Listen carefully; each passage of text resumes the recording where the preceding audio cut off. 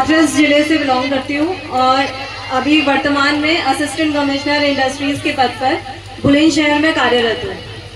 तो सबसे पहले तो जो बच्चे, होनहार बच्चे जिनको हम प्रतिभा सम्मान समारोह में उनका सम्मान कर रहे हैं, उन सबको बहुत बहुत बधाई।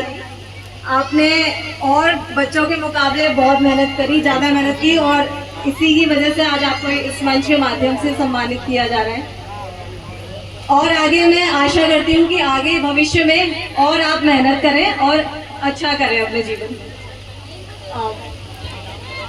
सब ये मैं देख रही हूँ यहाँ पर पुरुषों से ज़्यादा महिलाएं उपस्थित हैं, तो उन महिलाओं के लिए मैं कहना चाहूँगी कि जो आंटी हैं या जो बच्चे हैं आगे बढ़ने के लिए जो सपने देख रहे हैं, उन बच्चों से सबसे पहले मैं कहना चाहूँगी कि आप बहुत बड़े बड़े सपने देखें और उनको पूरा करने के लिए बहुत मेहनत करें, बहुत प्रयास करें।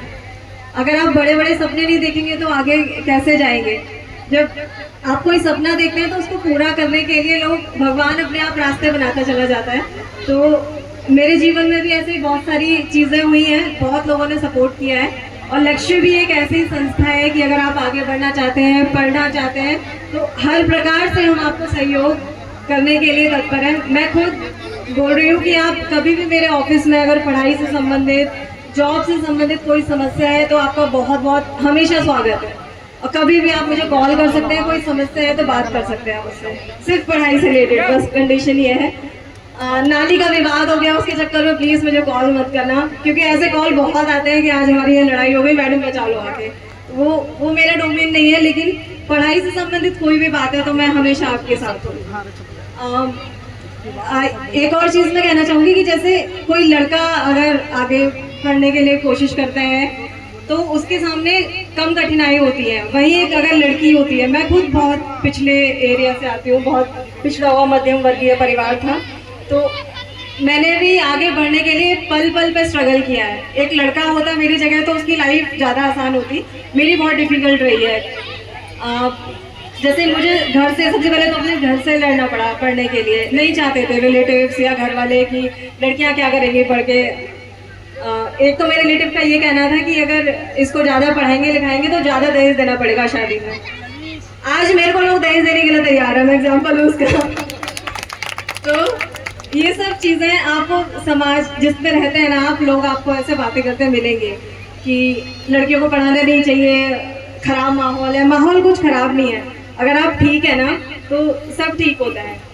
तो एक लड़की सिर्फ फाइनेंशियल प्रॉब्लम तो देखो होती है, हम सब मध्यम वर्गीय परिवार से हैं ज़्यादातर। इसके अलावा लड़की समाज से, लड़के, मैं उसी का एग्जांपल हूँ। मैंने अपने घर में लड़ाई करी है पढ़ने के लिए, अपने समाज में लड़ाई करी है। मेरी माँ सिर्फ इकलौती थी जिन्होंने हमेशा साथ दिया। एक कोट है कि अगर आप if you educate a man then you educate a person, if you educate a woman you educate the whole civilization। इसको हिंदी में ट्रांसलेट करती हूँ कि अगर आप एक पुरुष को पढ़ाते हैं तो सिर्फ एक लड़के को पढ़ा रहे हैं आप, लेकिन अगर आप एक महिला को पढ़ाते हैं तो एक सभ्यता को पढ़ाते हैं, और सभ्यताएं बदल जाती है अगर एक पढ़ी लिखी महिला आपके घर में हो तो। मेरे घर में वो मेरी माँ है, जब मेरी पूरी दुनिया मेरे अगेंस्ट थी ना, वो इकलौती इंसान थी जिन्होंने हमेशा सपोर्ट किया मुझे। पूरे घर अगेंस्ट था, वो अकेली थी कि तुझे जहाँ पढ़ना है जहाँ पढ़ना है हम तुम्हारे साथ हैं। और उन्हीं का विश्वास और भरोसा था कि आज मैं आपके सामने यहाँ खड़ी हूँ। तो मैं आप सबको यही कहना चाहूँगी कि आगे बढ़िए, निरंतर प्रयास करिए, बड़े बड़े सपने देखिए। आप देखेंगे ही नहीं तो फिर पूरा कैसे करेंगे? तो खूब मेहनत करो और हम सब आपके साथ हैं, आगे तैयारी करो। और ये भी है कि जैसे कुछ बच्चों के अच्छे मार्क्स नहीं आए हुए हैं, उनके लिए भी मैं कहना चाहूँगी कि एक रास्ता अगर बंद हो जाता है तो 10 रास्ते नए खुल जाते हैं। हो सकता है आपका आज सिलेक्शन नहीं हुआ तो, लेकिन ये जरूर है कि आने वाले भविष्य में बहुत सारे मौके मिलेंगे, ज़िंदगी आपको बहुत मौके देगी। तो आगे बढ़ते रहिए, उन मौक़ों को तलाशिए और निरंतर मेहनत करिए, सफलता आपको जरूर मिलेगी। और महिलाओं को पढ़ाने का मतलब सिर्फ नौकरी नहीं है कि मैं आज एक चलो किसी पद पर हूँ, नौकरी हूँ। मेरी नौकरी नहीं भी लगती तो भी मैं कुछ अच्छा ही अपनी लाइफ में कर रही होती, अपने बच्चों को अच्छे से पढ़ा रही होती, अपने आसपास समाज के बच्चों को अच्छे से पढ़ा रही होती। तो यहाँ जो लेडीज़ हैं, अंकल हैं, उनको मैं कहना चाहूँगी कि अपने सिर्फ लड़कों को नहीं, अपनी लड़कियों को भी आप पढ़ाइए।